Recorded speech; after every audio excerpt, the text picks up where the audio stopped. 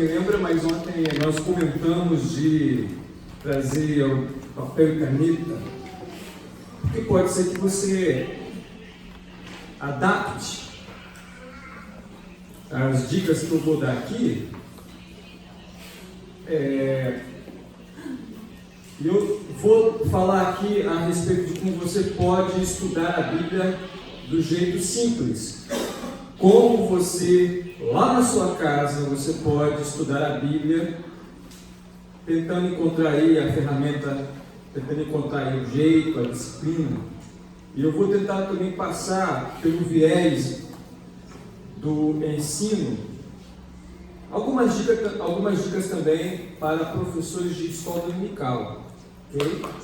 Mas a conversa aqui vai ser no geral, vai ser para você, aluno da escola dominical, e para você que dá aula. Então vai ser tudo muito fácil, não vou usar termos difíceis. Então deixa eu me apresentar aqui rapidamente. Eu sou seminarista pelo Martin Busser, lá em São Paulo, e estou no meu penúltimo ano de teologia. Na minha igreja eu prego, também dou aula de ABD para jovens. E a gente aprende muito quando a gente pratica. Embora a gente leia livros de como preparar uma aula, como estudar a Bíblia, mas de fato a gente aprende errando, a gente aprende praticando.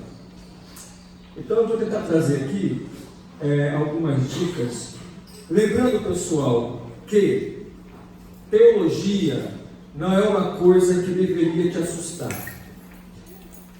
Para começo de conversa, essa palavra teologia, ela fazia parte do grego, do mundo greco-romano, ou do mundo grego antigo, quando os poetas, eles faziam discursos aos seus deuses, eles faziam poesias, então eles faziam declamações.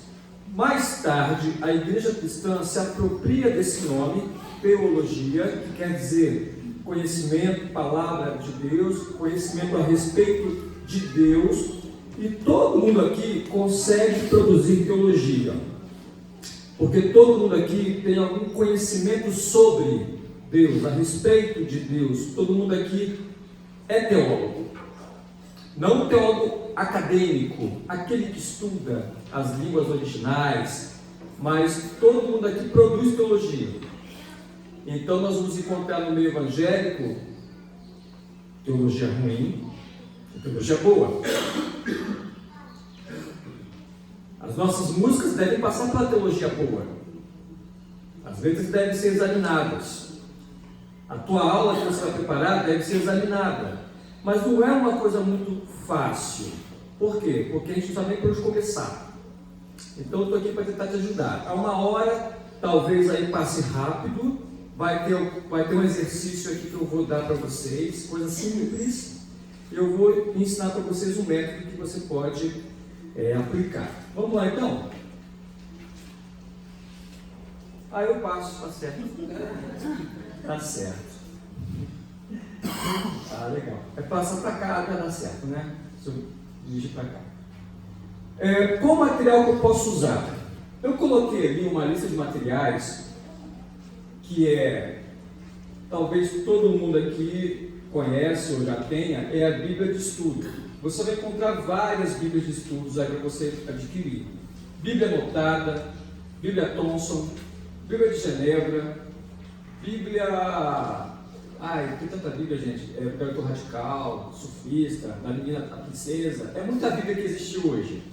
Mas, enfim, a Bíblia de Estudo, o bacana dela é que na nota de rodapé você já vai encontrar alguns esclarecimentos a respeito de alguns versículos.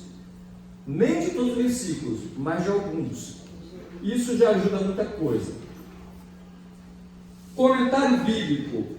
Comentário bíblico é um livro ou livros aonde comentaristas, aonde professores, eles vão comentar versículo por versículo. Nós temos aí o comentário Champlin, temos aí um comentário Vida Nova, o comentário bíblico popular do William MacDonald. Nós temos vários comentários bíblicos. Esse pessoal, eles estudaram com base no grego, com base no hebraico, com base em histórica, cultura, geografia. Eles vão comentar verso por verso, ou às vezes eles vão comentar 5 versículos, vão compactar 10 versículos e vão fazer ali uma explicação bem breve, mas dá para a gente um direcionamento. Enciclopédia. A enciclopédia, ela se resume a comentar temas. Exemplo, pena de morte, teonomia, quem foi Martinho Lutero. Todos os assuntos que interessam a igreja cristã vão estar concentrados no livro, numa enciclopédia que reúne vários temas. Mapa. Aí você vai se lembrar lá da sua aula de geografia, né? E vai me dizer assim: cara, eu odiava geografia, eu colava na prova mesmo, eu fazia o mapa de cabeça para baixo, eu não entendo de mapa, eu fico perdido. Mas geografia é uma coisa muito interessante, porque quando você estuda a geografia bíblica, ou melhor, quando você olha o mapa bíblico, e alguns mapas já vêm atrás da Bíblia de estudo, você vai entender melhor o sacrifício dos apóstolos em suas viagens.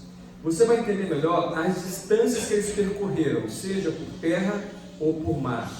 Você vai entender na geografia bíblica quando fala assim, que Jesus, para chegar até a Galileia, teve que passar por Samaria, e lá encontrou-se com uma mulher. Então você vai, na geografia, você vai ter um estudo ali, um panorama das cidades, da importância de cada cidade, entendeu? Manual bíblico. Manual bíblico, nós temos poucos no mercado, mas são livros assim que vão abordar de Gênesis, Apocalipse, pegando aí, pensando as principais histórias, os principais trechos de cada livro. É um manual bíblico, né? É uma coisa para você manusear, para você olhar de forma resumida. Dicionário. Mas dicionário? Dicionário. Pessoal, nós temos hoje dicionário português, Aurélio. É importante também, tá? É importante. E o dicionário também, que a gente chama de transliterado, ou seja, tem uma palavra lá que, por exemplo, Paulo está pregando em uma cidade que agora me foge a memória, e ele vai e ele aluga uma sala na escola de um camarada lá, e ele está pregando, e o pessoal tem um coração empedernido. Essa palavra é uma palavra que todo mundo usa ali no meio da rua o tempo todo. Aí você lê na Bíblia lá, caramba, essa palavra deve ser o quê? Estou com preguiça de pesquisar, deixa eu pular de fase, deixa eu pular de página. Mas vai lá no dicionário para você ver o que é isso. É um coração de pedra, é um coração rígido, um coração que não se deixa persuadir, é um coração que é inflexível. Aí quando você vai lá para o grego, aí você vai encontrar um livro que passa as palavras do grego para o português, ajuda muito isso, tá? É um dicionário que passa do grego para o português. Ele vai explicar nessa passagem que aqueles homens tinham um coração empedernidos, que no original do grego ali, a palavra é escleros. O coração daquele pessoal é um coração escleros. Aí você vai lembrar-se de esclerose. É um coração onde os nervos são rígidos. É um coração difícil de bater, de receber, de ser aberto. Então são palavrinhas assim que vão levando a gente a um esclarecimento mais profundo. Dicionário é algo importante, e depois eu vou mostrar aqui um pouco mais sobre a importância do dicionário. E o dicionário bíblico, que também existe, tá? Tem aí o dicionário das cartas de Paulo, é um livro, gente, tem livro que é muito caro. mas tem livro que a biblioteca da sua igreja, porventura, talvez tenha, ou alguém, algum amigo seu tenha. Então, quando você for preparar a sua aula de ABD, pega emprestado, entendeu? Faz uma xerox. Mas tem um livro, o Dicionário das Cartas de Paulo, de A a Z. Paulo abordando de Abraão, de temas que o apóstolo vai falando, né, de A até Z. E também tem dicionário bíblico, né, que vai explicar palavra por palavra que está na Bíblia, talvez nem todas, mas a maioria sim. Bloco ou caderno? Por que eu estou falando sobre isso? Porque a gente dá muita pouca importância a anotações. Lembra, a nossa cabeça, a nossa mente não funciona bem o tempo todo. Você não pode confiar na sua memória. Ninguém aqui pode confiar na sua memória. Às vezes você está dentro do ônibus, você teve uma ideia bacana para a sua aula. Só que aí você, quando chegar lá em casa, aí chegou lá em casa e você esqueceu. Eu já tenho muitos cadernos, muitos blocos. Por quê? Porque eu estou com a minha Bíblia aqui do lado e quando eu observo alguma coisa bacana, alguma coisa difícil, eu vou lá, anoto, faço alguns pensamentos e anoto. Quando você, daqui a 10 anos, olhar o seu caderno de anotações, você vai perceber o quanto você progrediu. Então é bacana, você está no culto, cara, é muito bom quando você pega um auditório que as pessoas estão prestando atenção em você e não estão no WhatsApp. É muito bom quando a galera está te ouvindo e está assim, olha, estou ligado em você, cara. Eu fui agora no Maranhão pregar num congresso de adolescentes. Cara, 60% dos adolescentes com caderno e caneta na mão. Eu levei um susto que eu falei assim, vamos agora abrir para a Bíblia no livro tal, todo mundo abriu o caderno para anotar o versículo. Eu não posso exigir isso de todo mundo, porque também até eu não faço isso. Só que eu estava percebendo que eles, em vez de ficar no Facebook no meio do culto, no meio da palavra, eles estão ali conectados, não saem de suas casas à toa. Então é muito legal quando você pega um grupo, uma sala de aula, onde o aluno está de fato recebendo o que você fala. E abrindo aqui um parênteses, quem aqui estava ontem que viu que eu falei com as crianças? Meu irmão, quem dá aula para criança consegue dar aula para adulto, porque as crianças fazem cada pergunta, muitas perguntas difíceis. Então, para eu sair de casa e dar uma aula para a criança, eu tenho que estudar muito, estudar emocionalmente, estudar teologia, estudar o versículo bíblico. Não é chegar aqui e dar para as crianças tão somente colorirem alguma coisinha, assistirem um vídeo da galinha pintadinha. Eu tenho que preparar algo para a criança. Eu não vim aqui para poder enrolar a criança, eu vim aqui para fazer diferença na vida da criança. Depois que você morrer, aquela criança vai estar adulta e vai dizer, eu tive aula com João, com Maria. João e Maria me falaram coisas que eu vou guardar para a minha vida toda. Então o professor tem que ter essa cabeça, a cabeça de discipulador. Você vai marcar pessoas com aquilo que Deus te deu. Então, cara, anotem, não confie na cabeça de vocês. Ok? Vamos lá. E Marcos, então como é que eu posso começar a estudar a minha Bíblia? Primeiro, tem que ter uma Bíblia, né, gente? Tem que ter uma Bíblia, né? Primeira coisa, quando você lê um versículo bíblico ou você for preparar sua aula, você tem que saber quem é que está escrevendo. Você tem que saber quem é que está escrevendo e para quem está escrevendo. Então eu coloquei bem ali, Marcos, Lucas, João, Romanos e Coríntios. Se eu ler um versículo em Marcos, é importante eu saber quem foi Marcos. Mas só um versículo? É importante saber quem é a pessoa. E é importante saber para quem Marcos está escrevendo. Marcos, você vai se lembrar que foi aquele camarada que abandonou a viagem missionária, que Barnabé e Paulo chamaram ele estava lá. Esse cara amadureceu bastante, escreveu uma carta e Pedro ajudou ele também, porque Pedro chamava Marcos de meu filho amado, etc. e tal. Marcos escreve para os romanos. Então vale ressaltar que os romanos são pessoas que se orgulhavam dos seus batalhões, se orgulhavam das suas legiões, se orgulhavam das suas conquistas.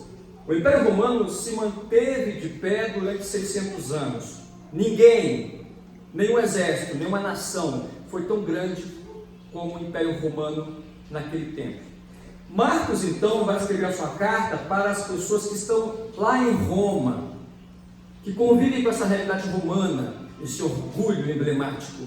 Então perceba que logo no primeiro capítulo de Marcos, ele coloca Jesus como aquele que está avançando territórios. Quando ele começa o ministério, ele vai conquistando não terras. Cristo, ele conquista pessoas, conquista corações. Os romanos, território. Os romanos venciam legiões. Cristo vence legiões demoníacas. Um só homem vence uma legião de demônios.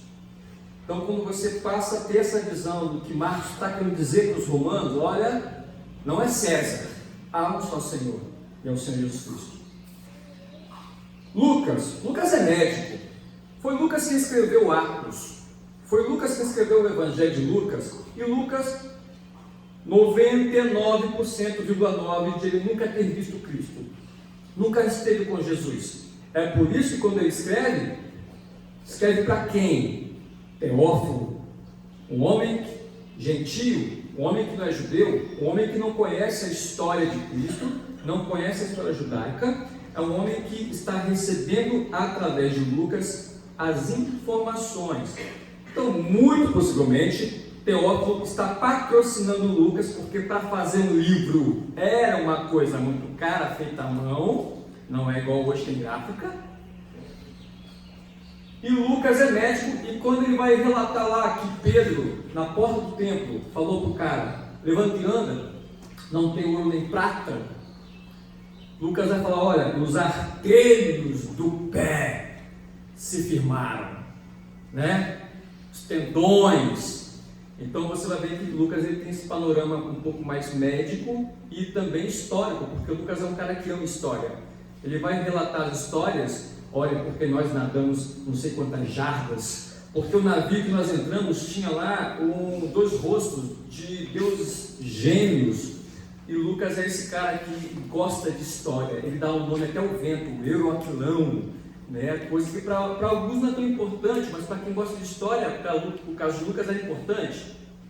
Então vamos saber para quem escreveu e para quem está escrevendo. João, por que é que você acha que João o tempo todo diz, aquele que fala que Cristo não veio em carne, esse é do anticristo? Porque na igreja cristã, ali já por volta do ano 80, 90 ali, havia uma heresia já entrando na igreja, chamada de docetismo. Docetismo no grego significa parece que ou parecido com. Ih, caramba, fala de novo. Docetismo é uma doutrina que estava entrando na igreja, que dizia, parece que Jesus veio em carne, mas não veio.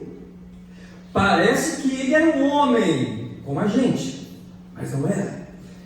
João então vai começar a escrever o seu evangelho, já logo de cara dizendo, olha, o verbo se fez carne.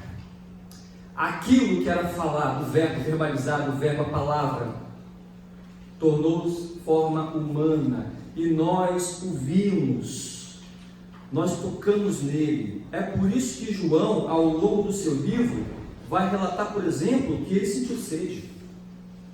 Quando ele senta-se à beira do poço em Samaria, ele senta cansado. Não é sem querer que ele faz isso. João, ele está mostrando que Cristo veio em carne. Olha, ele estava andando, sentou-se cansado à beira do poço, pediu água, falou para os discípulos comprarem comida, porque homem também come, sente sede. Ele está dormindo no barco. Ele está sangrando na cruz, ele chora quando Lázaro está lá dentro do túmulo, e por aí vai. Então João está provando que Cristo veio em carne. para combater uma heresia da época. Romanos, Paulo escrevendo aos Romanos, você vai ver que os romanos, eles eram pessoas que não tinham limite para libertinagem, faziam de tudo, tudo era válido, embora fossem monogâmicos, os romanos eram bastante idólatras e depravados. Então Paulo, logo de cara, no primeiro capítulo, vai falar, olha, trocaram a glória do Deus incorruptível por estátuas de animais, répteis, aves. Por quê? Porque os romanos tinham essas estátuas também nos seus brasões, entende? Então, de igual modo, Paulo escreve aos Coríntios, na Grécia. Eu falei aqui ontem sobre os gregos, e Paulo começa eu falei até ontem aqui do boxe, né, dos jogos istmicos, e Paulo escreve a carta de Corinto porque ele é informado que a igreja está em divisão. Pessoal, uma carta escrita na hora, mas para chegar lá onde eu queria, demorava 3 meses, dependendo, porque tinha que pegar um navio, um barco, para chegar lá do outro lado do mar Mediterrâneo. Então, o apóstolo, quando escreve a carta, ele fica torcendo para a carta chegar logo, porque ele ficou sabendo que a igreja estava em constante conflito, e ele escreve essa carta muito nervoso, chorando. Na segunda carta, ele vai falar isso, olha, porque eu escrevi a carta em lágrimas, eu fui muito duro com vocês, mas é porque eu amo vocês, entende? Então, para fechar aqui esse ponto, vai ler o versículo para que povo, para que público esta carta está sendo escrita. É importante que você saiba disso. Ok? De igual modo, os profetas do Antigo Testamento, né? Obadias, por exemplo, Deus vai levar uma mensagem muito dura para os edomitas, né? Se você não sabe aí, o Edom é da linhagem de Esaú, Israel da linhagem de Jacó, os dois irmãos, edomitas e israelitas. Só que os edomitas ajudam os babilônios a massacrar os israelitas, os judeus. Então Deus ele vai pesar sua mão ali sobre aquele povo edomita e usa o profeta Obadias para levar essa mensagem. Vamos lá então? Então acostumado, cara. Vamos lá. Agora vem cá, tem parte na Bíblia que é difícil? E tem várias. Tem muita parte que é difícil. E difícil até para aquele que está estudando na teologia aí, em centros acadêmicos há mais de décadas. Tem versículo que as pessoas elas vão se dividir na hora de interpretar. E eu vou usar uma palavrinha aqui, interpretação, que tome bastante cuidado com isso. A Bíblia não é feita para livre interpretação. Não, porque na minha interpretação, tome cuidado. Isso é muito perigoso. Tem um senhor na minha igreja, que ele veio de uma outra tradição cristã, e ele olha a Bíblia, aonde é alegoria, ele acha que é literal. E aonde é literal, ele acha que é alegoria. Então, a gente tem que saber o pano de fundo do versículo. Não é, nossa, isso aqui deve ser a igreja dos tempos de hoje. Isso aqui é o pecado que entrou no mundo. Não, calma aí. Você tem que saber qual é a proposta do autor. Exemplo, tem um grande homem, o pai da igreja, chamado Orígenes. E esse Orígenes escreveu ótimos livros, importantes para os dias de hoje. Ali por volta do ano 200, alguma coisa. Orígenes, ele era muito alegórico, muito alegorista, né? Ele interpretava as parábolas de Cristo, ele tinha muita criatividade, mas ele várias vezes errou. Ele disse que na parábola do bom samaritano, o homem que está ali, indo a caminho ali de Jericó, aquele homem é Adão. Adão cai no chão. Adão é surrado por ladrões que roubam dele a santidade. E Adão cai no chão na estrada e muito ferido, e as pessoas ignoram Adão, até que o segundo Adão passa por ali. Ele vai, ele passa, ele sara as feridas, ele passa o óleo nos ferimentos do Adão ferido pelo pecado, leva até a hospedaria é a igreja, porque só Jesus pode levar pessoas à igreja. Olha só a viagem do cara. E ele coloca lá e fala assim, ó, cuida dele. E pagou 2 moedas. Uma é o batismo, a outra é a ceia. E falou assim, ó, cuida dele, que eu voltarei, eu pagarei o preço e eu voltarei. Aí, tipo assim, é a volta de Cristo. Gente, isso é criativo demais, mas não é assim que você deve ler o bom samaritano. O bom samaritano é Cristo, ou melhor, é o próximo.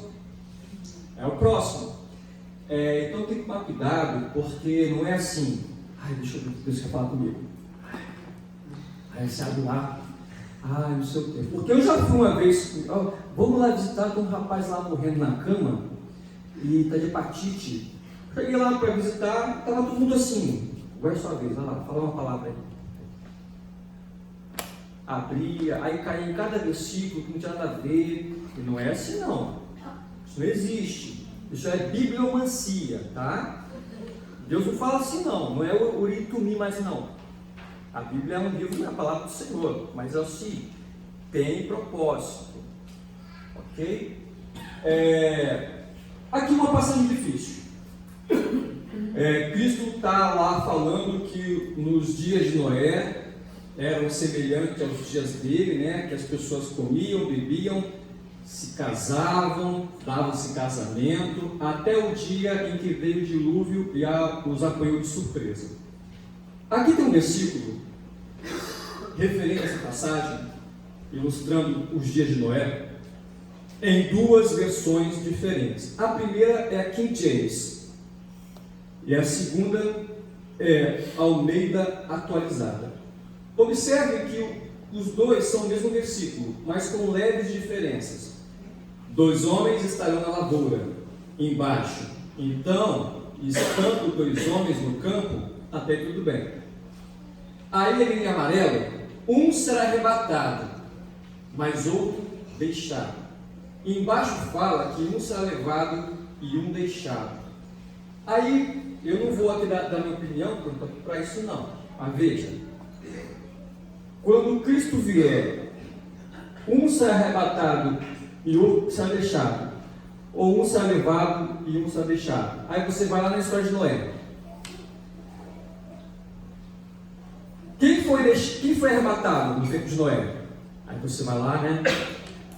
Veio a água e levou, veio a água e arrebatou, entendeu? Então eu dei esse nó na cabeça de vocês aí, para vocês verem que a palavra arrebatar e levar pode ser usada no mesmo significado.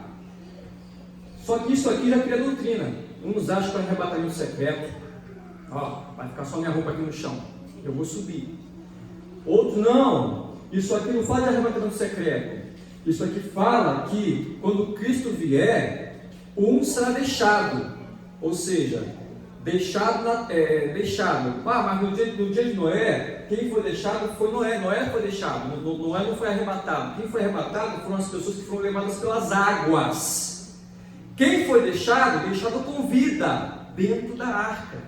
Então isso aqui dá um certo problema. Isso aqui é uma igreja pensa diferente da outra. Só botei isso aqui para você entender que o mesmo versículo é difícil de interpretação.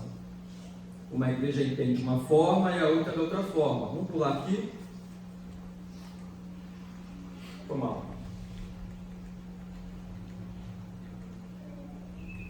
Então você vai encontrar passagens difíceis? Você vai. E até os homens mais estudados vão concordar. Olha, nós temos 5 tipos de explicação para esse versículo. Vai acontecer. Ok? A cultura local é a nossa língua portuguesa. Uma passagem aqui em Atos, na conversão de Paulo. Paulo está a caminho de Damasco e ali aparece aquela grande luz, e Paulo, olha lá, ele diz: quem és tu, Senhor? E Jesus Cristo disse, né? Eu sou Jesus, a quem tu persegues. Duro é para ti recalcitrar contra os aguilhões. Aí você lê isso aqui e você fica assim: cara, não entendi nada. Primeiro que eu não sei o que é recalcitrar. Duro é para te recalcitrar, não entendi nada. Contra os aguilhões. E aguilhões, o que é isso? Aí o pastor está aqui pregando, ou lá na sua igreja o pastor estava pregando, e o pastor lê o texto aqui. Aí você fica assim: o que quer dizer isso? Aí eu volto aqui no caso da criança. A criança não entende, ela pergunta. Na classe de escola dominical, quando o professor lê essa passagem aqui, você finge que está entendendo. Você tem medo de pagar mico. Ah, vou perguntar aqui, estou com vergonha. Ai, vai ser uma pergunta idiota. Não existe pergunta imbecil. Pergunta, cara. O negócio é você ir embora para casa com a dúvida. Escola dominical é para fazer pergunta. Primeiro, quando Cristo tem esse diálogo com Paulo, ele está usando um provérbio da época. Esse provérbio, essa frase já era utilizada nas ruas antigamente. Olha, dura para você, cara, recalcitrar contra o meu aguilhão, tá? Dura para você, cara, recalcitrar. Aí a pessoa fica assim: recalcitrar. Aí você vai no dicionário da língua portuguesa, tá lá: recalcitrar, resistir. Tá, mas o que tem a ver resistir com aguilhão? O que é aguilhão? Aguilhão é uma vara de mais ou menos 1,20 m de comprimento. Tem um objeto pontiagudo lá na ponta dele, de metal. Tem um gancho, é pontiagudo e tem um gancho. Alguém sabe o que é um aguilhão? É para que serve o aguilhão? Pode levantar a mão, sem medo de errar. Chicotear? Oi? Não. Quando é usado o aguilhão? Lembra lá do homem do campo? Do camponês? O boi estava puxando a carroça. O boi estava puxando o arado. De repente, o boi empacava. O camponês andava com essa vara. Ele espetava o boi para o boi sair do lugar, para o boi ficar incomodado. Acontece que tinha boi que era muito resistente e recalcitrava mesmo, era teimoso. Aí o camponês espetava com mais força para ele continuar andando, para ele obedecer o comando. Jesus está chamando Paulo de boi teimoso, de um touro muito forte, que tinha boi que dava coice na ponta do aguilhão e se machucava. E aquela argolinha que eu falei na ponta era para puxar ali, aquele ganchinho, puxar a argola que ia no nariz do boi. Mas cara, por quê? Porque o homem controla o animal, doma. Cristo está domando Paulo. Paulo, dura para você lutar contra mim. E ele cai no chão, é derrubado, fica cego. Então, assim, para você entender esse texto, você tem que ter um dicionário, ou uma outra versão da Bíblia, que vai te dar maior clareza, ou você pergunta ao pastor Itamar, ou você vai no Google, mas tome cuidado com o Google, tá bom, gente? Tome cuidado, tem muita coisa lá que não é tão assim, assertiva. Alguma dúvida nesse versículo? Não, né? Entenderam por quê? Porque a gente, nem todo mundo aqui nasceu na roça, nem todo mundo aqui acompanhou a vida do campo, e não vai saber, às vezes, o que significa. Você tem que ler a Bíblia pelos olhos do homem do Oriente Médio. Você tem que ler a Bíblia pelos olhos do homem romano, do homem grego, da época. Se você olhar a Bíblia como brasileiro, isso aqui, os anjos do Senhor acampam, barraquinho de camping? Não, aí acampa porque acampava nas batalhas, entendeu? Os acampamentos. Outro versículo, porque o meu jugo é suave e o meu fardo é leve. Uma vez eu tive uma discussão com um camarada na internet, ficar com esse versículo aí. Porque aconteceu um episódio, né, que, pessoal, tem um versículo que é muito usado, só que a gente não sabe quando aplicar, que é o não julgueis. Esse versículo dá muito problema. Tudo você não pode julgar. Aí vem Cristo, julgai todas as coisas. Porque no grego nós temos 3 tipos de julgar: crino, anacrino, diacrino. Você na sua Bíblia vai ler a palavra julgar, mas que julgar é esse? Você julga o tempo todo, e não é pecado esse julgamento. Quer ver uma coisa? Você chega lá no supermercado, preciso comprar uma lata de leite ninho. Meu Deus, R$90, está muito caro. Você está julgando. Você está fazendo uma avaliação. Você está sendo criterioso. Você está julgando se é barato ou caro. Você leva aquele preço lá exorbitante? Você não leva, porque você julgou que está caro o negócio. Quando você lê a Bíblia, você tem que olhar e fazer essa avaliação. Quando Paulo pregou lá na Macedônia, numa igreja lá em Bereia, o pessoal ouvia ele pregar, acabou a pregação, eles pegavam um rolo, que não tinha Bíblia, né? Aquela Bíblia igual nós temos hoje, eles examinavam, julgavam, sentavam-se para julgar aquilo que Paulo tinha falado, para saber se é verdade. Esse julgamento é bom. O julgamento ruim é quando você julga precipitadamente. Quando você não é juiz para fazer isso, você julga precipitadamente e já joga a pessoa no inferno. E rapaz, se for olhar para esse negócio aí, você já julgou um monte de gente, cara. Não sei porquê, mas olha, não vou correr nessa pessoa. Alguma coisa me diz que essa pessoa não é coisa boa. Você nem conhece a pessoa. Então esse julgamento aí é o errôneo. Entendeu? Aí o cara vai lá, falou assim, olha, porque ninguém pode julgar ninguém. Porque o julgamento de Jesus é suave. Vocês olharam, o julgo é suave? Ele foi escolhido. Não pode julgar ninguém, porque o julgamento de Jesus é suave. Falei, meu irmão, no último dia não vai ser suave, não. Vai ser com espada, vai ser com julgamento, vai ser com fogo. Aí ele percebeu que a palavra julgo ali não tem o L. Ou melhor, não tem L. Não é julgamento que está ali, é julgo. O cara, o que é julgo? Meu irmão, julgo. Aí está aquele negócio, você não é da roça. É aquela peça de madeira que vai sobre o cangote do animal. Não é julgamento só que está falando, não, gente. Isso aqui é julgo, não tem L. Porque eu julgo com L, eu julgo. É a primeira pessoa do presente, do indicativo, eu julgo. Aí tem L. Aí tá certo. Mas não tem L ali. Então essa peça de madeira que vai sobre os animais, para manter um animal alinhado ao outro, né? Porque aí você vai estudar o contexto, né? Porque você tem que vir lá de cima. Por que falou isso? Porque os fariseus aqui em cima, aqui no contexto, os fariseus colocavam muita coisa em cima das costas do povo. O povo fica pesado, é muito oprimido. Agora Cristo não. O Cristo, ele coloca de fato os mandamentos. E a palavra de Deus fala que os mandamentos do Senhor não são onerosos, não são difíceis, não são pesados. Nós é que complicamos as coisas.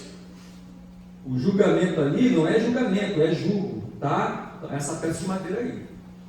Ok? Vamos lá então? Então observe o L, se tem L não tem L. Tá, Marcos, mas e aí? Como é que agora eu posso, na minha casa, meu material de apoio, meu caderno, meu bloco, minha folha? Olha, a dica que eu te dou é essa aqui, ó. Para quem tem computador, dá um Ctrl C, vai lá no Google, bota assim, ó, Bíblia Online, tipo isso. Bíblia digital, você vai lá, dá um Ctrl+C no texto e joga para dentro de uma página em branco. Deixa as margens largas, está vendo ali que eu deixei a margem bem larga? Por quê? Porque naquelas margens ali você vai fazer as suas anotações. Para quem não tem computador,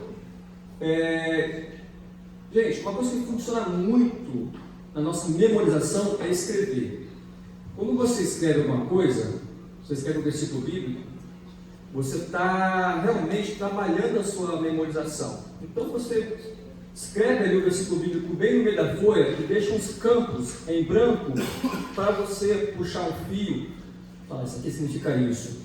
Essa palavra aqui difícil, vou pesquisar depois. Essa palavra aqui, tenho dúvida, puxa um fio, pesquisar depois. Olha, isso aqui tem tudo a ver comigo.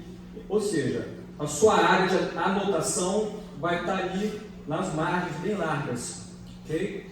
Então volto a falar, se for computador, dá um Ctrl+C lá no Google, lá no versículo bíblico, joga para a página, imprime. Imprimiu lá na sua impressora, você tem isso aqui montadinho, para você riscar, anotar à vontade. Você não tem computador, não tem problema. Pega uma folha em branco ou um caderno, escreva no meio do versículo bíblico, deixe umas áreas para você anotar. E o que é que você vai anotar? Olha lá. Faça perguntas ao texto que você está lendo.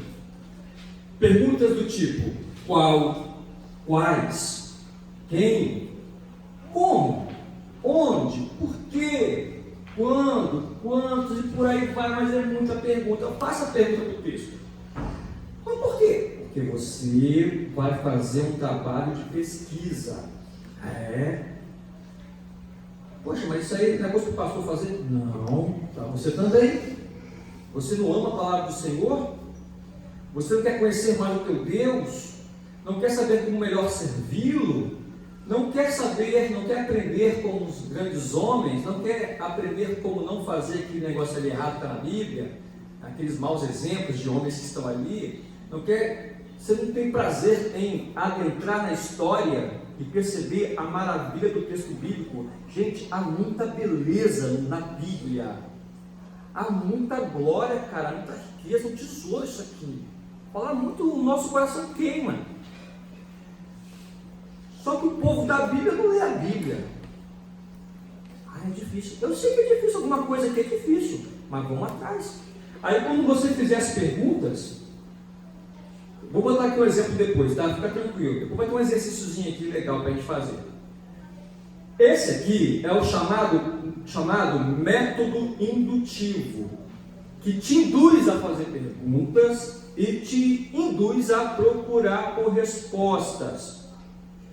Quando eu faço perguntas ao texto, eu vou ter que ser bastante honesto para depois ir atrás das respostas. O que é recalcitrar? Eu não sei, mas eu vou. O que é recalcitrar? Aguilhão, que palavra muito estranha. Eu acho que não, mas se não fosse o que eu estou pensando, né? Achismo não vai dar certo, achismo. Então vou botar aqui. O que é aguilhão? Depois eu vou pesquisar lá no dicionário bíblico, porque lá está explicando. Ou vou abrir meu comentário bíblico, porque ela está explicando. Então faça perguntas, porque esse trabalho aqui é um trabalho de pesquisa. Posso passar, galera?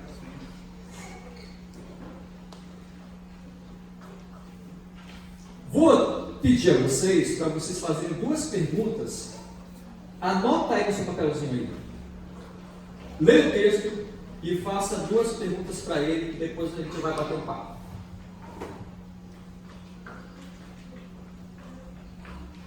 Para quem não está lendo, tá? Se quiser olhar na sua Bíblia aí, João 19, do verso 32 ao verso 34.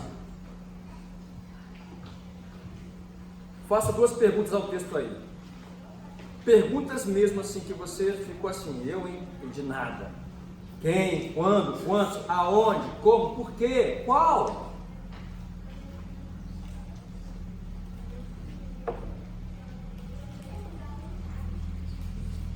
Você, professor, quando sai da sua casa para dar a tua aula de EBD, quais são as perguntas possíveis que vão me fazer na sala de aula? É assim que eu estava na minha cabeça. Eu tenho um aluno lá que ele é difícil. Esse aluno me pergunta tudo. Esse aluno me faz crescer. Ele me faz crescer. Ele exige de mim. Eu estou suado. Eu tenho que me comprometer com ele. Se eu não souber a resposta na hora, eu não vou enrolar o cara. Vou falar assim: olha, meu irmão, boa pergunta, hein? Mas eu não vou saber te responder aqui agora. Mas eu posso trazer no próximo domingo a resposta? Mas tem um compromisso de dar clareza aos seus alunos. Então sai de casa: nossa, eu vou dar essa aula aqui, mas e se me perguntarem isso? Então você já vai trabalhando as possíveis perguntas desde já. Já vai munido, né? Vamos lá então, deixa eu verificar as suas perguntas aí. Posso olhar uma aí, você? Fala para mim, qual a pergunta que é? Por que os soldados quebraram as pernas dos homens? Por que os soldados quebraram as pernas dos homens? Você fez pergunta? O que eles perguntam? Por que saiu sangue e água de Jesus? Que sangue da água, isso é difícil. Por que eles quebraram as pernas? Mais alguém? Mesma coisa. Fez pergunta, cara? Para Cristo seja. Chama atenção, né?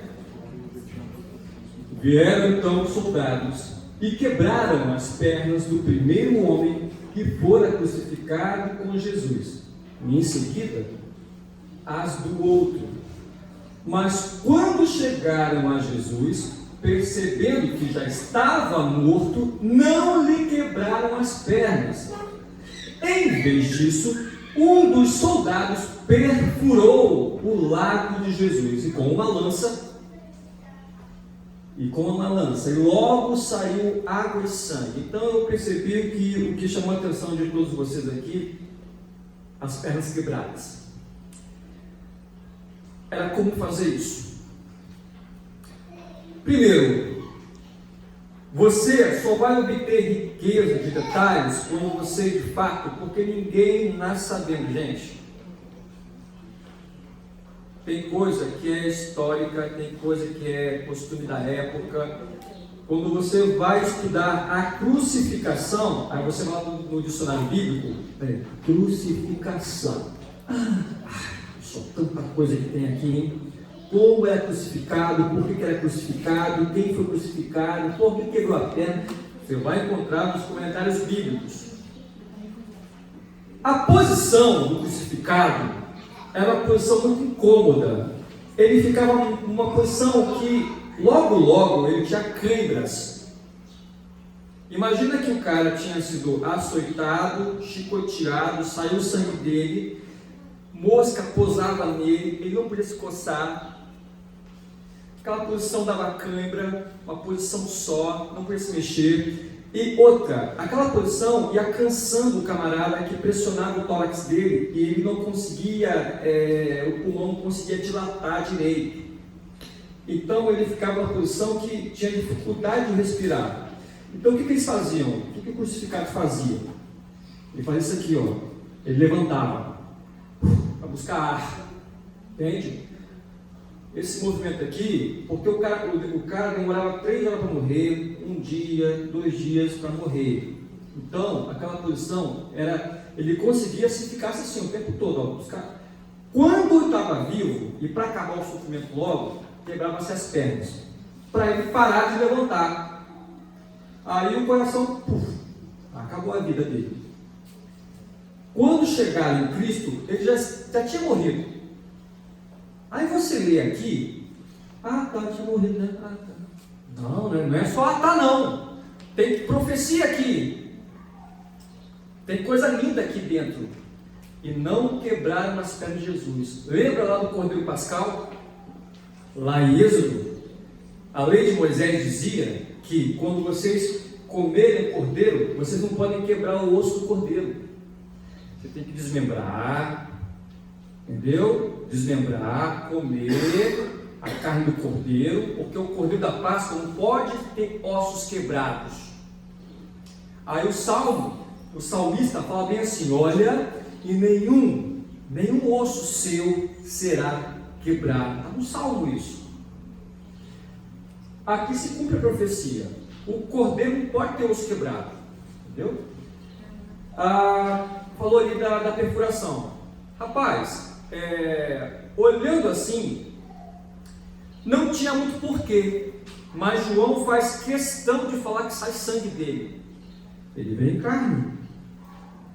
Ele veio em carne. Aí sai algo como água e sangue. Nosso corpo tem água também. Agora, o motivo real de João falar que saiu água, aí cria vários simbolismos. Alguns acham que aquela água ali significava o Espírito Santo, água isso, água outro, aquilo lá. Mas eu não posso afirmar, só sei que sai água. Aí existiu um livro apócrifo. A palavra apócrifo significa suspeito. Não sabemos quem é o autor ou se é verídico. Esse cara que fura o lado de Jesus, ele tinha um problema nos olhos. Furou, espirrou, caiu no olho dele e ele passou a enxergar bem. Aí ele foi lá e escreveu um livro lá, fui curado na morte, eu perfurei lá e espirrou em mim. Isso é um livro apócrifo, mas essas histórias de apócrifo são muito interessantes, né? Cuidado. Herodes, tem um livro apócrifo aonde Herodes relata a forma como a filha dele morreu. Herodes, aquele que cortou a cabeça de João Batista. Estava lá a filha dele no lago, porque, gente, já existia neve, tá? Já existia gelo. Israel já nevava também, tá bom? Então a filha dele estava brincando no lago congelado, tipo brincando, né? Sobre aquele rio, aquele lago congelado. O lago cedeu, a cabeça dela ficou presa e foi cortada. Aí o Herodes escreve: olha, porque eu me lembrei quando eu cortei a cabeça de João Batista e Deus me castigou, porque minha filha também ficou presa pela cabeça. O corpo dela desceu na água, mas a cabeça ficou presa no gelo. Então, tem livro apócrifo aí que é muito interessante, só que não pode ser confiável. Beleza. Outra pergunta. Alguma dúvida aqui, gente? Tá? Eu confesso a vocês que a água que está aqui, tem muita gente que fala que a água é aquilo outro, mas eu não vou afirmar nada aqui não, tá bom? Papai. Ainda nessa. Me ajuda aqui, cara. Volta aí. Voltar? Tô voltando. Não, lá no computador mesmo, tem que colocar. Pode falar, meu irmão. Mas era uma prática furar o. Não. Talvez ele queria ter certeza, né? Ele era 100% humano. Não, talvez não, porque eles não tinham essa ciência. Mas aí ele fala assim, olha, por exemplo, quando começa a ter terremoto, né, a chover, o céu fica preto, olha, esse de fato era o Filho de Deus. Eles não tinham muita ciência dessa dupla impureza, não. Voltou, cara? Poxa, foi mal, é isso aí. Então, eu acho que vocês têm versículos na cabeça de vocês. Meu pai, eu sempre quis saber isso. É um versículo, eu sei que deve ter.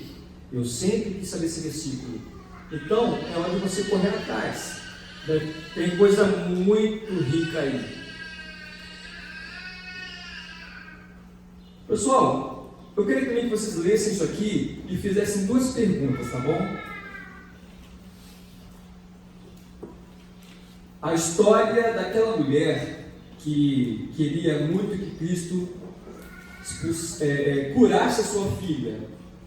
Cristo estava andando pela região de Tiro e Sidom, lá na Fenícia, tá? Fenícia antigamente, ao norte de Israel, que hoje tem outro nome, hoje é o Líbano. Então Cristo estava no Líbano, aqui, e ele entrou numa casa. Uma mulher cananeia pede para que ele expulse o demônio de sua filha. E aí ele fala bem assim: olha, eu não posso tirar o pão dos filhos e lançá-lo aos cachorros. E a mulher responde da seguinte forma: mas Senhor, até os cachorros comem das migalhas que caem do chão. E essa resposta é surpreendente. Bom, queria que você fizesse duas perguntas aí, bom, para a gente conversar. Usando aquele mesmo método: quando, qual, porquê, aonde, como, quando. E essa história também está presente em outro evangelho. O outro evangelho fala que Cristo entrou numa casa, ele não queria que ninguém soubesse que ele estava naquela casa. Ao pessoal: ah, mesmo? Mas ele não veio para ser a luz do mundo? Como é que ele entra numa casa e não quer que ninguém descubra que ele está lá dentro? Mas está no outro evangelho isso aqui. No outro evangelho fala que a mulher é grega, vírgula, cirofenícia. Meu Deus, que confusão agora. Ou ela é grega, ou ela é cananeia, ou ela é cirofenícia. Eu não sei o que essa mulher mais é. Aí, comentário bíblico, deixa eu te consultar, dicionário, deixa eu ver. Pois é, gente. Vamos ver se tem alguma pergunta pronta aí, galera. Quem tem pergunta pronta? Eu não tenho uma pergunta pronta, eu não sei nem como perguntar. Mas eu Pergunta pensei- assim, ó, qual, onde, quando. Eu queria entender o 26, mesmo que você comentou. Eu Ah. não consegui entender. Certo. Que é essa resposta. Chamou mulher de cachorro? Sempre quis entender isso, mas nunca consegui entender. Vamos lá então. Eu vou aqui colocar as possíveis perguntas que vocês fariam ao texto. Primeira pergunta que eu faria ao texto, lendo o outro evangelho, é: por que Jesus se escondeu naquela casa e não queria que ninguém o soubesse? Bom, vamos lá. Ele tinha acabado de vir de uma perseguição dos fariseus. Os fariseus tentaram pegar ele, tentaram apedrejar ele, ele está cansado. É uma viagem longa. Eu vi no meu mapa de geografia que é uma viagem longa. E ele sai e vai lá para cima. Essa é a primeira vez que Jesus sai de Israel no seu ministério. É claro que quando ele nasce, ele foi para a África. Deus foi para a África? Foi lá no Egito. O Egito fica na África, né? João, né? E José e Maria levam ele lá para fugir do Herodes, né? Passam pelo Egito, né? Que fica na África. Mas eu não estou falando desse tipo de sair de Israel, mas sair de Israel no sentido de ministério. Essa é a primeira vez que ele sai de Israel para estar ali. E aí uma mulher grega, cirofenícia, aparece. Ela descobre que ele está na casa. Bom, vamos lá, por que ele escondeu? Muito possivelmente, estava muito cansado e queria ter um momento a sós com seus discípulos. Aquela pessoa que abriu a porta da sua casa, falou: ó, deixa o mestre descansar, está cansado, acabou de vir aqui de uma perseguição religiosa. Talvez seja isso. Quando eu falo talvez, é porque nós também vamos trabalhar com conjecturas. Conjectura é uma coisa de nós. O que é conjectura? Hipóteses. A gente acha que foi isso. Aquilo que eu acho, eu não posso afirmar. Por quê? Porque eu estou achando. Aí uma mulher ficou sabendo, a mulher cananeia. Por quê? Porque ali, gente, está fora de Israel. Ali era aquela Canaã que Josué não expulsou o pessoal, né? Não conquistou ali. E a mulher é grega, cirofenícia. Aí você, como é que pode ser mulher grega? E Ciro, o que é Ciro? Na Síria. O que é Fenícia? Líbano. Alguém aqui já ouviu falar no hospital sírio-libanês? Cirofenício. Por quê? Porque eu venho com o pai é sírio, a mãe é fenícia, a mãe é libanesa. Então ali a mulher tem uma parentes, né? Então ela é grega. Mas como assim grega? Porque, veja bem, quando a Bíblia fala de grego, ou dos gregos, né? Porque o Evangelho é o poder de Deus para a salvação do judeu e do grego, mas primeiro do judeu, não é só grego, aquele grego ali é todo mundo que não é judeu. Então, em alguns momentos da Bíblia, quando você olha assim, olha os gregos, nem sempre os gregos ali são da Grécia. Todo mundo que não era judeu, o judeu olhava para eles como grego. Então o romano, para o judeu, o romano também era grego. Por quê? Porque eles eram de fora, porque o mundo era grego antigamente. O mundo era helênico, o mundo era grego, o mundo falava grego, o grego era o idioma universal. Então, quando Paulo fala de gregos, ele está falando de todo mundo. Hoje, quando vem com um argentino, um romeno, um alemão, a gente chama eles como? Gringo. Não é grego, é gringo. E aí tem uma historinha por detrás disso, porque dizem que no México, quando as forças armadas americanas, que se vestiam de verde, estavam lá em território mexicano, os mexicanos diziam: gringo, verdes, vão, go, né, de ir. Vão embora, verdes, vão embora, gringo, gringo. Aí todo mundo que é de outro país, para nós aqui é gringo. Então todo mundo na Bíblia que não era no Novo Testamento, que não era judeu, era grego. Ok? Então a mulher é estrangeira, a mulher é de fora, a mulher então estrangeira, grega. Ok? Pessoal, aí quando eu vou no meu caderno, na minha folha, eu vou puxar um fio ali.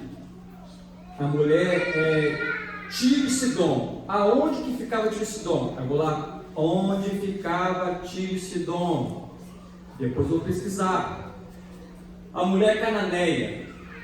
Na outra versão, grega Cirofenícia. O que quer dizer Cirofenício grego? Depois eu vou pesquisar. Jesus foi... Ele fala, foi enviado apenas às ovelhas perdidas de Israel. É porque o ministério dele começa onde? Em Israel. A mulher veio, adorou de joelhos, Senhor, ajuda-me. Aí ele respondeu, não é certo tirar o pão dos filhos e jogar os cachorros. Aí você, cachorro? Meu pai, mas isso é muito ofensivo. Tem dois tipos de cachorro, né?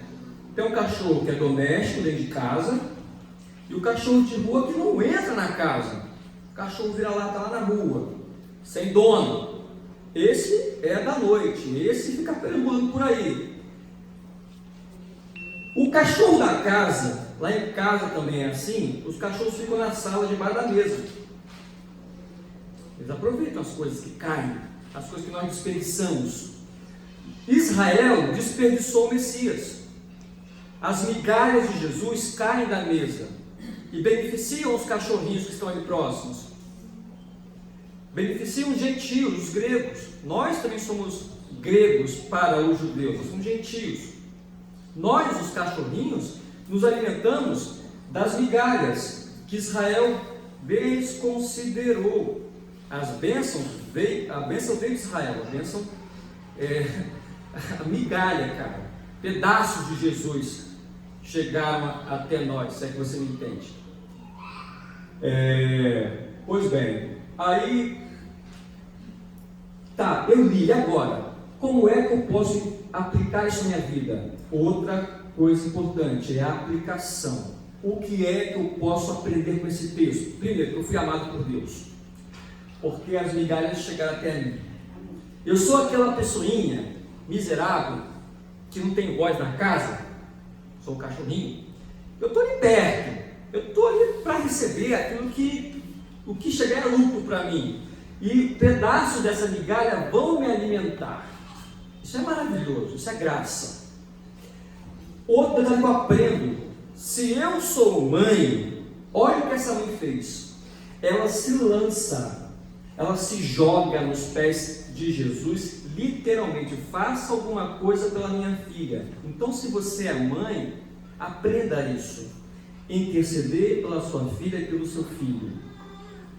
Não basta você saber teologia, você tem que ter a teologia como coisa prática. aplicar à sua vida aquilo que você lê. Aprenda com essa mãe aqui, ó, a interceder pela sua casa. Está desesperada. Jesus entrou na casa dela. Não entrou fisicamente, mas uma palavra. Entendeu? Então quase perto de encerrar aqui essa nossa conversa. Conhecimento é bom, necessário. Conhecer a verdade, conhecer o Senhor e prosseguir conhecendo o Senhor. Mas, meu irmão, isso aqui não é feito para você chegar na internet e criar treta. Não é feito para você chegar lá na internet, no seu Facebook, no seu Instagram e humilhar pessoas. Nem humilhar quem sabe menos do que você. Isso aqui é feito porque isso aqui é vida. São palavras de vida. Por isso que tem muita gente dizendo que teologia não presta. É mentira, presta sim. A verdade é que a nossa teologia tem que ser prática. Eu tenho que colocar em exercício. Se eu sou crente, tenho que servir a Deus e à igreja. Servir ao próximo. Se eu tenho conhecimento, eu tenho que compartilhar conhecimento. Não é igual aquele camarada, que eu já passei por isso numa empresa. O camarada lá nos anos 90, quando o Photoshop estourou, e eu sou design gráfico e mexo com Photoshop também. E aí, meu colega de trabalho, cara, ele fez uma coisa no Photoshop que eu fiquei assim, cara, como é que você fez isso? Não vou te falar, né, cara? Eu fui para criar. Fiquei assim, tá falando sério? Estou falando sério. Rapaz, não me contou não. Isso não pode ser realidade com isso aqui, ó. Aqui, quanto mais você sabe, mais você vai servir pessoas. Professor de escola dominical. É uma tentação pagar de mestre na nossa aula. Se veste como mestre, se posiciona, aquela postura, mas você tem que oferecer o melhor da palavra de Deus aos seus alunos. Você vai estudar isso aqui para ser cheio do Espírito, ser cheio de conhecimento, ser cheio da glória, dessa coisa maravilhosa que é o Senhor Jesus, que é rico demais, é a palavra dele, ele quer falar com você. E não ficar com essa mania, cara, deixa eu ver aqui que ele quer me falar. Não, tudo isso aqui ele quer te falar. Entende? A verdade é que você precisa ler o texto entendendo o contexto. Você não pode ler o texto sem saber o contexto, sem saber quem é o autor, para quem foi escrita a carta. Eu vou usar um clichê aqui, todo mundo fala isso, mas é verdade. Texto fora do contexto é motivo para pretexto. Exemplo, a Bíblia falou que maldito o homem que confia no homem. Então, meu irmão, não vou confiar em você. Eu não vou lhe prestar R$5. Não chegue perto de mim, porque você pode me dar uma rasteira, porque eu não confio em você. Mano, está na Bíblia aqui, maldito homem confia no homem? Então, meu irmão, sabe de perto de mim, porque você é um traíra, você pode me dar uma punhalada a qualquer momento. Eu não posso confiar nos meus irmãos, eu não posso confiar na minha esposa, eu tenho que botar um GPS na minha esposa para saber onde é que ela está, controlá-la. Mas aí tem aquela coisa do contexto. O contexto é Jerusalém cercada, Jeremias, o profeta, dizendo: Jerusalém vai ser invadida. O rei Zedequias: não fale mais isso, você vai ser preso. E foi preso, levou tapa na cara, porque levou tapa na cara, ficou lá num poço, até a cintura de lama. E o Zedequias, pretendendo se livrar dos babilônios, porque os babilônios haviam cercado as muralhas de Jerusalém, não tinha escapatória, eles iam entrar.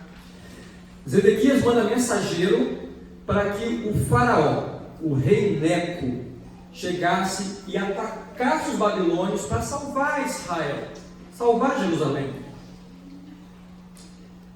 Jeremias fala: maldito você que confia em Neco, maldito você que confia no faraó, porque você não se arrependeu e não pediu a ajuda do Senhor. Você confia em carros e cavaleiros, como diz o Salmo lá.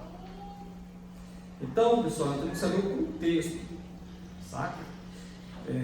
Porque o cara abrir aqui no púlpito, maldito omicofenômeno, e fazer uma pregação qualquer, não é assim não. Tem que explicar o contexto. Então a Bíblia, ela não é um versículo só que responde um versículo só. Tem que ler o que vem lá em cima, mas dá trabalho. Dá trabalho, aí dá preguiça. Por isso é um monte de pregador preguiçoso. Um monte de pregador que fica enrolando a igreja com diga glória, diga aleluia. Aí, o que eu vou falar agora? Aí, eu vou falar, esqueci o que eu vou falar agora. Irmão, agora eu venho pro lado do irmão e fala isso. Eu preciso dar uma palavra, esqueci. Dá tempo de eu me lembrar. Aí o cara tem 1 hora de pregação com 20% de bola rolando. 80% de bola fora. Então a Bíblia, ela é acessível. Houve um tempo que isso aqui não estava na nossa mesa, não estava na nossa mão, mas a gente tem que saber entender que Deus quer falar contigo, cara.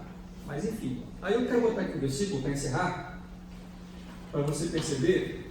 Esse é um Salmo 133, aonde aqui você vai encontrar um paralelismo. Já estou me encerrando, tá bom? Esse aqui acho que é o penúltimo slide, eu não vou demorar muito não. Observa como é que o Salmo começa. Como é bom e agradável. Como é bom e agradável. A você, como é bom e agradável o quê? Que os irmãos vivam em união. Isso é bom e agradável. Aí, observe que no versículo 2 e no versículo 3, eles começam iguais. É como o óleo precioso, lá embaixo, é como o orvalho. É um paralelo. Isso aqui é um método de escrita do mundo antigo. Paralelismo, eles firmavam na nossa cabeça comparações, parábolas, enfim. Ele fala que a união é como óleo precioso que cai sobre a cabeça e a barba de Arão. Aí você, o que tem Arão a ver com isso? O que tem, meu irmão? Isso aí, é legal, é bacana, mas eu não estou entendendo nada. Óleo não é óleo de cozinha, óleo perfumado. É bom e agradável. O óleo perfumado é bom e agradável. É agradável que os irmãos vivem em união. O óleo precioso, porque Arão é o primeiro sumo sacerdote da Bíblia. E o cara era barbudo mesmo. E aquele óleo, a unção, só 3 pessoas eram ungidas: rei, sacerdote, sumo sacerdote, e agora eu acho que só os 2, eu esqueci o outro. Então eles eram ungidos do Senhor. Quando esse óleo caía, ele deslizava suavemente, né? Porque o óleo é essa coisa, essa textura oleosa, né? Perfumada e porém oleosa, ele desce devagar, suave. Ali embaixo fala que o orvalho, de igual modo, o orvalho desce suave e faz bem para a terra. Então a gente tem que começar a meditar quando a gente lê. Eu não achava necessário até 3 anos atrás, eu olhava para os Salmos, eu estou confessando pecado, eu olhava para os Salmos, isso tem a ver comigo? É fato. Eu ficava assim, por que todo domingo lá na minha igreja, né? Todo domingo o pessoal tem que ler um salmo na hora da liturgia. Aí não pode ser outro versículo não? Até um dia que eu fui ver a beleza do salmo. E eu fui ver que a beleza disso aqui, quando você lê devagar, a gente não pode comer com pressa, é comer devagar, comer e meditar. Meditar não é ficar, não. Meditar é você matutar, é você deixar que aquelas palavras permaneçam na sua mente e você rever, você verificar a beleza, a lição que isso traz para você, a coisa gloriosa que é meditar. Como é que eu posso mudar? Como é que eu posso aplicar isso para a minha vida? Como é que eu posso crescer mais em Deus? Como é que isso pode fazer diferença na minha vida? Meus irmãos, então hoje à noite eu vou trazer uma mensagem que vai passar por esse viés aqui, tá? É bom que os irmãos vivem em união. Enfim, último. Acabou, eu acho. Beleza. Então deixa eu aqui fazer um panorama aqui do que foi a aula de hoje. Professor de ABD, nós temos aí 2 minutos. Agora eu quero falar com você. Seja pontual na sua aula.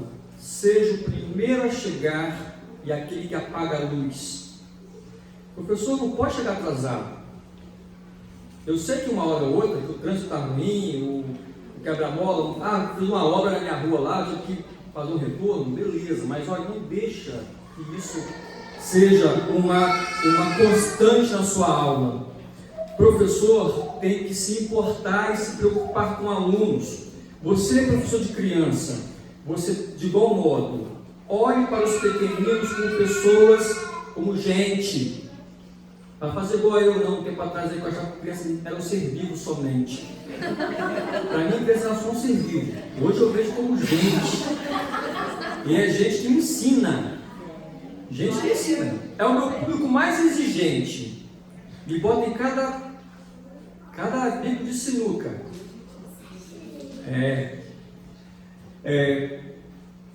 Eu tive um professor de jovens que ele, várias vezes no ano, chegava na classe. Aqui usa revistinha? Chegava, revistinha. Já abri a aula assim, ó. Não tive tempo de preparar a lição, mas essa manhã eu abri a janela do meu apartamento, estendi meus braços sobre o bairro e profetizei bênção sobre ele. Daqui a um mês, ele retornava com esse discurso. Daqui mais um mês, o pessoal não aguentava mais. Só que o pessoal fica assim, não, mas ele vai ficar ofendido se a gente falar com ele. Eu falei, mas é melhor ofendê-lo em amor do que nós ficarmos aqui falando pelas costas. Eu procurei ele, com todo o amor do mundo, disse, professor, está acontecendo alguma dificuldade? Porque, gente, não era todo domingo que ele dava aula. É um domingo sim, domingo não. Era uma escala que ele tinha. Então ele tinha um tempo bem amplo para preparar uma lição. Ele, não, está tudo bem, por quê? Não, porque o senhor, já pela terceira vez, fala que não teve tempo de preparar a lição. Não, está tudo certo. Por quê? Não, porque eu estou querendo saber se eu posso ajudar com alguma coisa. O que ele fez? Ele deu um beijo no rosto. Próximo domingo, ele estava mais lá. Falou que os jovens tinha uma outra pegada. Os jovens eram muito exigentes. Ele não poderia ficar na sala dando aula mais para jovem. Então não é assim. A gente tem que conversar com o irmão para provocar um crescimento no reino de Deus aqui na terra, na igreja. E com muito amor. Porque não pode você chegar na sua classe, abrir a revistinha e falar assim, lê um parágrafo, lê um parágrafo, lê um parágrafo, acabou a aula. Tem. Vai para a sua sala de aula, claro, lê, medita a revista lá, mas prepara lá, tipo assim, vou deixar o pessoal falar também, porque só o professor falando é cansativo, não é palestra, é aula. Aula tem que ser participativa. Você tem que fazer pergunta para o aluno, você tem que deixar ele falar, deixar ele discordar de você. Acontece. A gente não é fazer com um amigo meu. Eu sei que ele não vai ver esse vídeo. Rapaz, o cara é muito inteligente. Só que é o seguinte, ele só fala difícil. Ele não faz teologia, não faz seminário, não é um acadêmico. E ele aprendeu algumas coisas convivendo comigo. Eu compartilho coisas com ele, né? Ele é muito meu amigo, ele lê meus livros. Ele chega lá para dar aula, a gente reveza, né? Porque a parúzia, porque o paracleto, porque a antinomia, porque a antropopatia, porque o antropomorfismo, porque, bicho, eu sei o que você está falando, mas o pessoal está boiando. Eu conversei com ele, a minha esposa conversou com ele, o evangelho, mas ele tem essa vontade de mostrar que sabe. Isso é muito nosso. Não é problema você falar parúzia, mas tem que botar 2 pontos. Significado. Esse é o significado. informar aquela palavra difícil, qual o significado dela. Meus irmãos, porque lá na minha igreja, é uma igreja muito simples, né? A minha congregação. A minha igreja é uma outra coisa. Nós plantamos uma congregação e eu passo o maior tempo na congregação. É muita gente simples. E gente também com curso superior. Tudo misturado. E o Senhor, ele chamou a atenção, porque ele falou assim, não, porque vocês usam palavras, usaram a palavra mais fácil. Pô, domingo aí alguém pregou aí que usou a palavra relevante. Não sei o que é relevante. Rapaz, eu fiquei relevante. Para mim é fácil. Para ele, não. É uma linha crítica. Então você vai para a sua sala de aula com seriedade. Nenhum domingo é igual ao outro. Ok? Estuda no método que eu te dei a dica aqui. Existem outros métodos, tá bom? Existem outros métodos. Mas para uma hora de conversa aqui, eu julgo que isso aqui seja bem básico. E que cada um consegue fazer. Obrigado pela atenção.